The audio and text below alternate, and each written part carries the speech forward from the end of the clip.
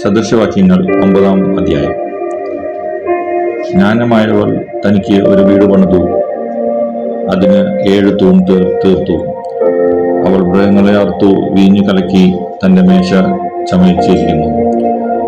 അവൾ തന്റെ ദാസികളെ അയച്ചു, പട്ടണത്തിലെ മേടകളിൽ നിന്ന് വിളിച്ചു പറയിക്കുന്നു, അല്പബുദ്ധിയായവർ ഇങ്ങോട്ട് വരട്ടെ. ബുദ്ധിഹീനനോടോ അവൾ പറയുന്നത്, വരുവീൻ, എന്റെ അപ്പം തിന്നുകയും ഞാൻ കലക്കിയ വീഞ്ഞു കുടിക്കുകയും ചെയ്യുവീൻ. ബുദ്ധിഹീനരെ ബുദ്ധിഹീനത വിട്ട് ജീവിപ്പിൻ, വിവേകത്തിന്റെ മാർഗത്തിൽ നടന്നുകൊള്ളുവിൻ. പരിഹാസിയെ ശാസിക്കുന്നവൻ ലജ്ജയെ സമ്പാദിക്കുന്നു, ദുഷ്ടനെ വത്സിക്കുന്നവനോ കറം ഏറ്റുന്നു.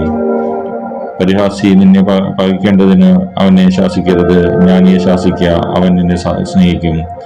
ജ്ഞാനിയെ പ്രബോധിക്കുക, അവന്റെ ജ്ഞാനം വർദ്ധിക്കും. നീതിമാനെ ഉപദേശിക്കുക, അവൻ വിദ്യാഭിവൃദ്ധി പ്രാപിക്കും. യഹോഭക്തി ജ്ഞാനത്തിന്റെ ആരംഭവും പരിശുദ്ധനെ കുറിച്ചുള്ള പരിജ്ഞാനവും വിവേകവുമാകുന്നു. ഞാൻ മുഖാന്തരം നിന്റെ നാളുകൾ പെരുകയും നിനക്ക് ദീർഘായുസ്സുണ്ടാകും. നീ ജ്ഞാനിയാകുമെങ്കിൽ നിനക്ക് വേണ്ടി തന്നെ ജ്ഞാനിയായിരിക്കും. പരിഹസിക്കുന്നുവെങ്കിലോ നീ തന്നെ സഹിക്കേണ്ടി വരും. ദോഷത്വമായവൾ മോഹപരിവശയായിരിക്കുന്നു, അവൾ ബുദ്ധിഹീന തന്നെ, ഒന്നും അറിയുന്നതുമില്ല. തങ്ങളുടെ പാതയിൽ നേരെ നടക്കുന്നവരായി കടന്നു പോകുന്നവരെ വിളിക്കേണ്ടതിന് അവൾ പട്ടണത്തിലെ മേടകളിൽ തന്റെ വീട്ടുവാതിക്കൽ ഒരു പീഠത്തിന്മേലിരിക്കുന്നു. അല്പബുദ്ധിയായവൻ ഇങ്ങോട്ട് വരട്ടെ. ബുദ്ധിഹീനനോടോ അവർ പറയുന്നു, മോഷ്ടിച്ച വെള്ളം മധുരവും ഒളിച്ചു തിന്നുന്ന അപ്പം രുചികരവും ആകുന്നു.